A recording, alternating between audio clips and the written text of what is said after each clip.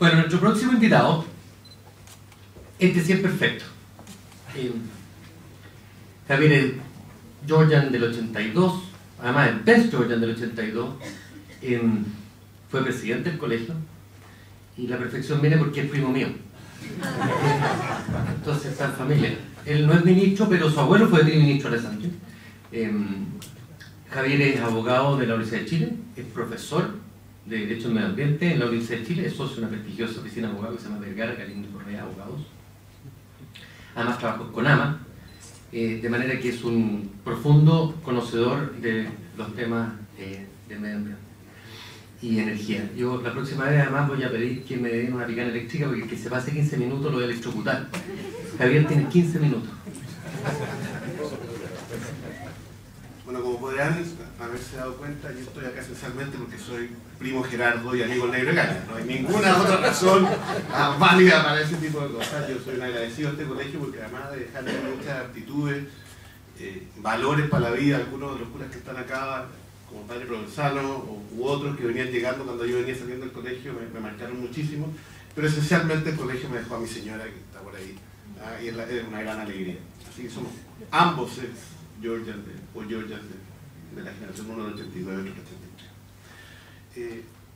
Así que yo en esta sesión de ser el arroz del plato, en este caso el arroz graneado, no es filete ante tanto ministro y tanta persona tan ilustrada, tuve que llamar a algunos expertos que me dieran algunos datos, que tengo que llegar con algún dato, y me di cuenta que me mintieron en algunos casos. Pero en fin, veamos. Pero respecto al contexto, me dijeron que Chile era el país que tenía uno de los costos de energía más altos de la región y estuvo cerca, me dijo $105 por megawatt hora, la última licitación me han dicho 107, 108, pero en Perú me dijeron 40. Pero era 75 según Susana, pero el tema importante es que efectivamente tenemos costos de energía bastante altos acá en Chile y una tasa de crecimiento constante, en orden del 3 o 4%, lo que lo hace bastante complejo porque tenemos que hacernos cargo de esa tasa de crecimiento y eso genera problemas y oportunidades. Problemas porque muchos quieren ir a invertir a otro lado, es difícil con estos costos de energía en la minería, el sector industrial. Hay inversiones muchas veces más competitivas, oportunidades que con estos costos de energía, las energías renovables son interesantes. Y eso es una gran oportunidad para lo que queremos hablar hoy día, que es energía renovable. Es más, mi único emprendimiento empresarial, yo soy pequeño accionista de una empresa que hemos hecho un par de proyectos de energía renovable y acabo de vender uno, así que estoy feliz. Pero lo hace que sea interesante y uno ve las licitaciones del próximo año y las licitaciones anteriores y la energía renovable está jugando un rol que es muy interesante. Ahora, ¿qué temas especiales tiene la energía renovable? Uno, el tema del 20%, los atributos de energía renovable que ya no son tan importantes porque estamos tal vez sobre el 20%, entonces ese beneficio que tienen todos los generadores que están obligados a tener los grandes generadores un 20% de energía renovable, que al final la pagamos todo. Yo creo que Chile lo hizo mejor que otros países, en vez de subsidios, todos lo distribuimos en la cuenta. Ya no es tan importante porque estamos a veces yendo sobre ese 20%, entonces el valor del atributo está en muchos proyectos reduciéndose y están siendo competitivos sin ese atributo. ¿Qué le falta tal vez? Por ejemplo, la energía solar y eólica no tienen título de ocupación de suelo. A diferencia, por ejemplo, de la energía geotérmica, a diferencia del título de ocupación de suelo que tiene la energía hidráulica o hidroeléctrica, que la autoridad ayuda, por así decirlo, con un título de ocupación de suelo como es la minería.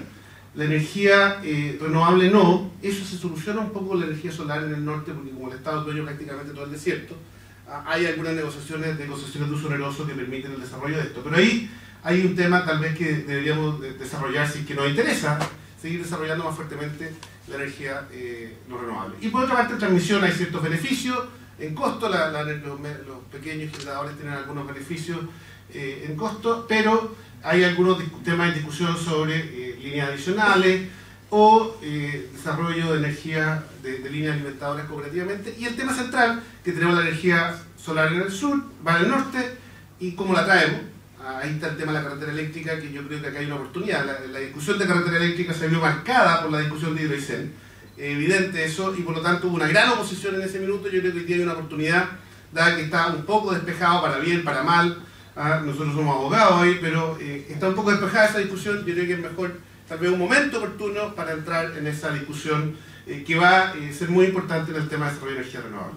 En materia ambiental, no tenemos nosotros una gran discriminación respecto de la energía renovable respecto a la no renovable, salvo tal vez la reforma tributaria que puso un impuesto respecto de las emisiones de gases para las centrales térmicas, que es más importante para la central a carbón que para la central a gas por el tipo de emisiones que tienen, pero tampoco se hizo con un análisis ambiental profundo. Fue una discusión de cómo generamos un poco más de agua para el molino de la reforma tributaria, y por lo tanto no hubo una fuerte discusión respecto a las metas, cómo defino, a cuánto quiero llegar. Yo diría que ahí le faltó un poco de análisis propiamente de política ambiental a esa discusión.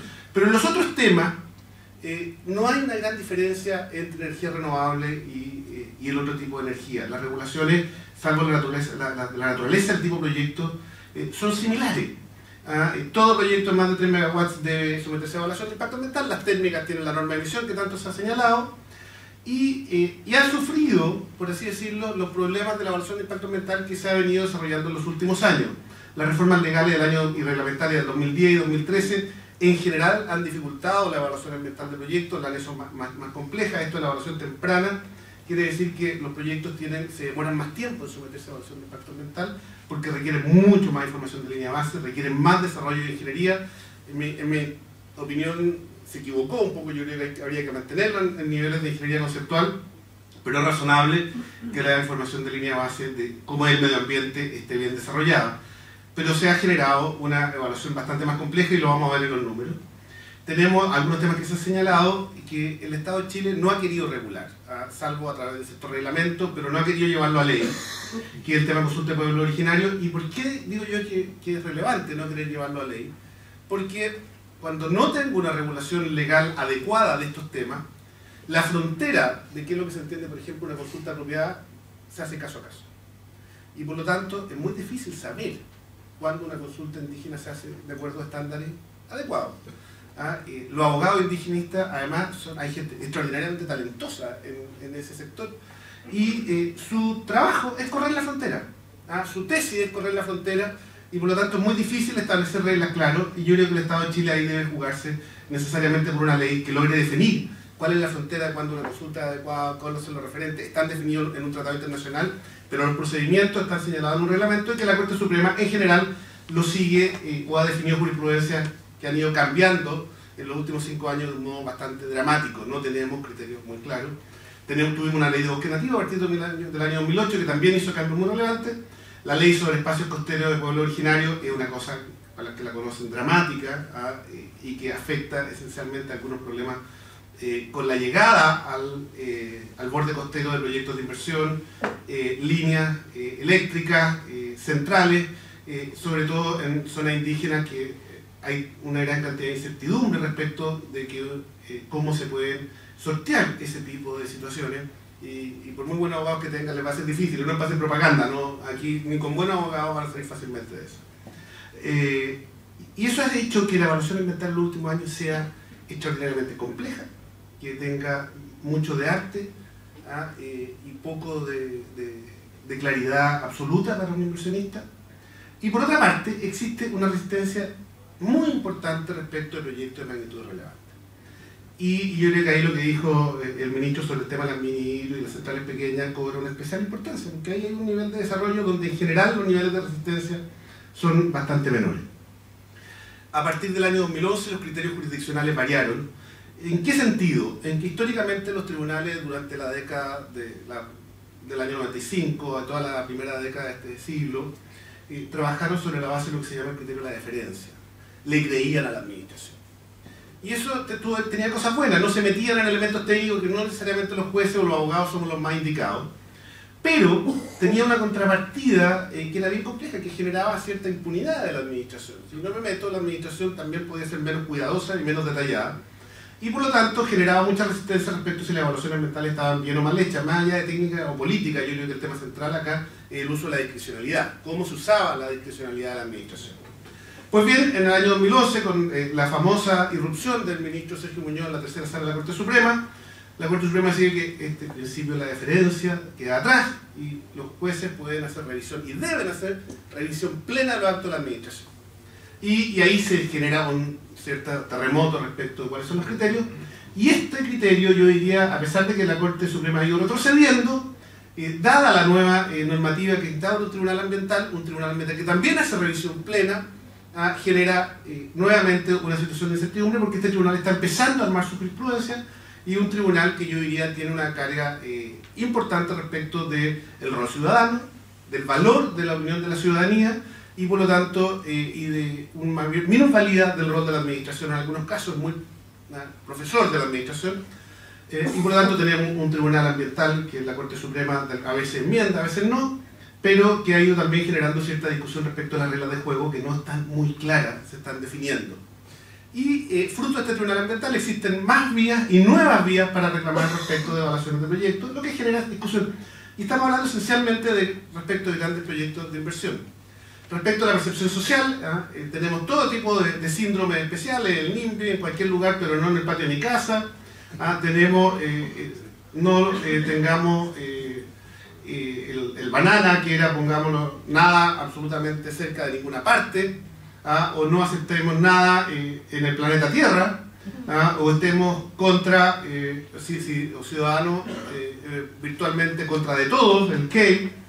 Y esto es una presentación que hizo una ONG que está por desarrollar proyectos de inversión en Estados Unidos, pero ha llegado a ciertas conclusiones interesantes en sus estudios, que no necesariamente van a ser igual acá, pero yo creo que las tendencias vamos a ver que se pueden ir repitiendo, que en el largo plazo las dificultades de desarrollo de proyectos de energías tradicionales se han ido homologando también a los de energía renovable, porque tiene que ver con las percepciones de la ciudadanía, y por lo tanto los tiempos de desarrollo se ponen complejos, y en general esta es una ciudadanía informada, con buena asesoría, y que muchas veces se oponen a estos proyectos, y por lo tanto tenemos que ir viendo qué es lo que se hace y cómo se refleja esto en los números. Esto es un cuadro hecho con información tomada por abogados, así que toman el beneficio de inventario. Pero revisamos prácticamente todo el sistema de evaluación de impacto ambiental ingresado los proyectos entre noviembre del 2011 a noviembre del 2013, y después hicimos lo mismo en el año 2014-2015. Pero quiero dar cuenta de las mayores dificultades que se va teniendo. En este caso, miren, los proyectos no admitidos a trámite y desistidos o rechazados son muy bajos. La mayor cantidad de tipos de proyectos están siendo aprobados en esa época. Fruto de las modificaciones del sistema de evaluación de impacto ambiental esencialmente, y de la discusión política, que es lo que pasó. Y eso empezó ya a pasar en 2013, que hay una gran cantidad de proyectos, o mayor cantidad de proyectos no admitidos a trámite, desistidos.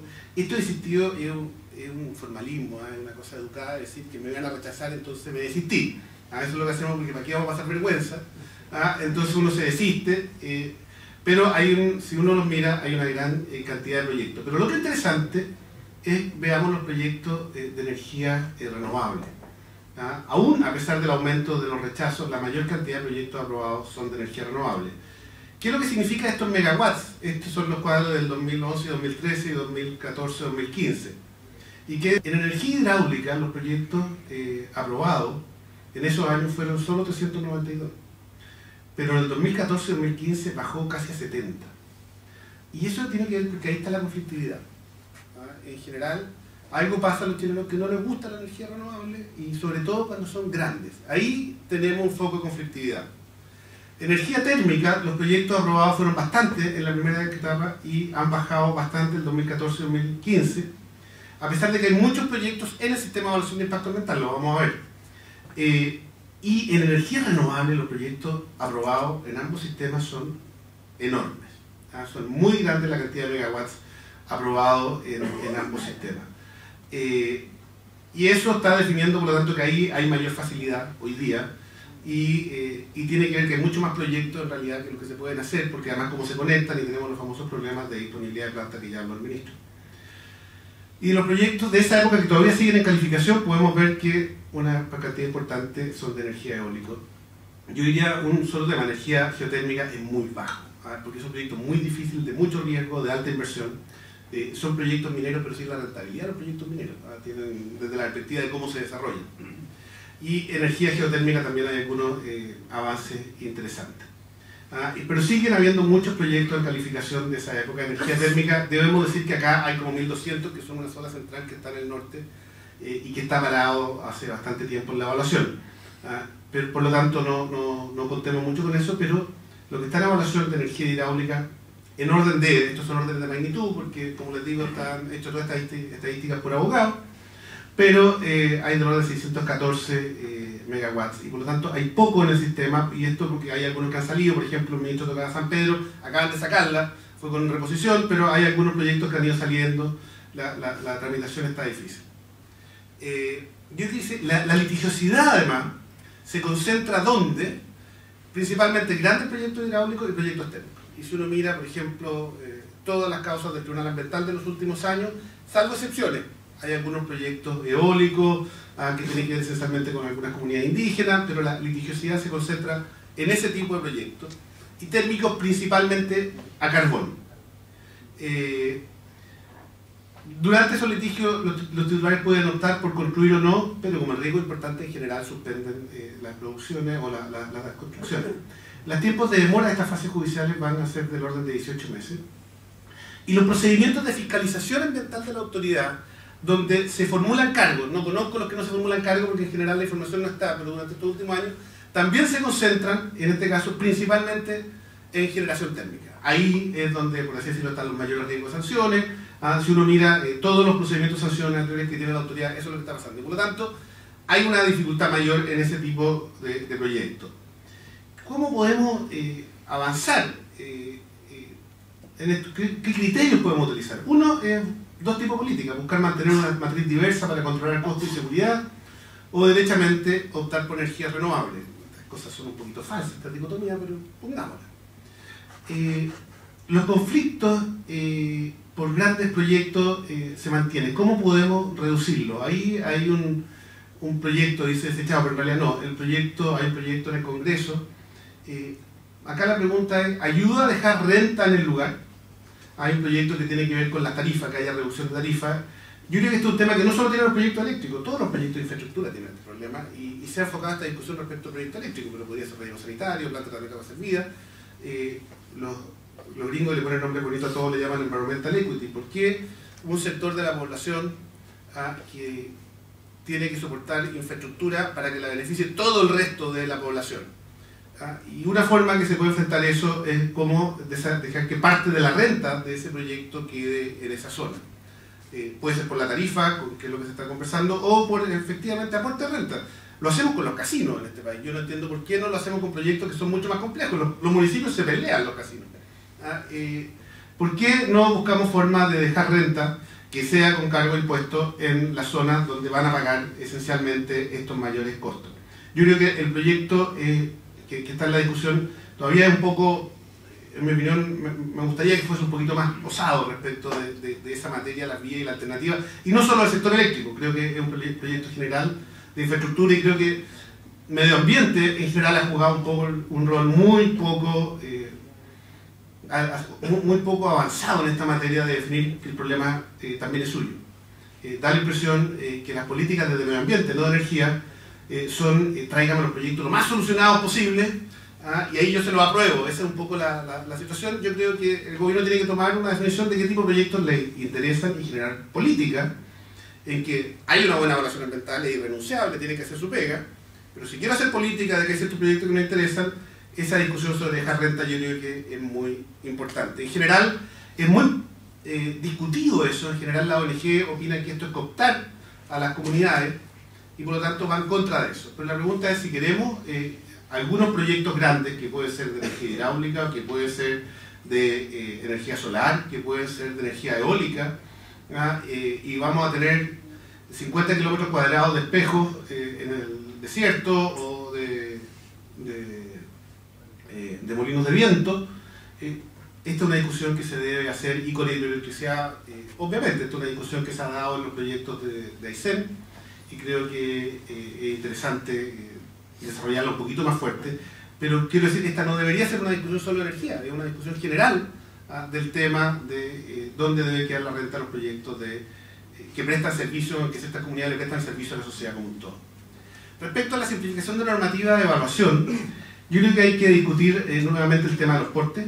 Si creemos como política de Estado que las mini hidros son importantes, hoy día se someten a evaluación de impacto ambiental desde 3 megawatts. Yo creo que hay que discutir los precios, hay como están los valores están escritos como en piedra, y eso no tiene mucho sentido. Si creemos que eso es importante, que hay una política, yo creo que hasta la ONG están de acuerdo, que ahí hay una fuente de desarrollo, yo creo que hay que discutir la ley y todos esos valores.